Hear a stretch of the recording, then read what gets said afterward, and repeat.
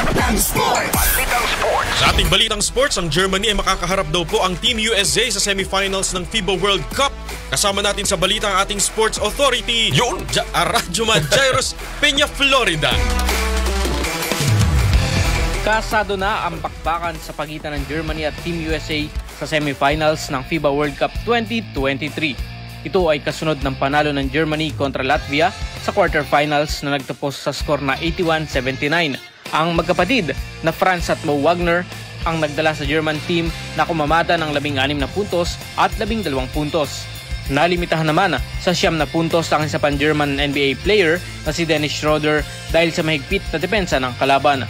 Pero muntik na sanang makuha ng Latvia ang panalo, subalit nagmintis ang tres ni Davis Bertans.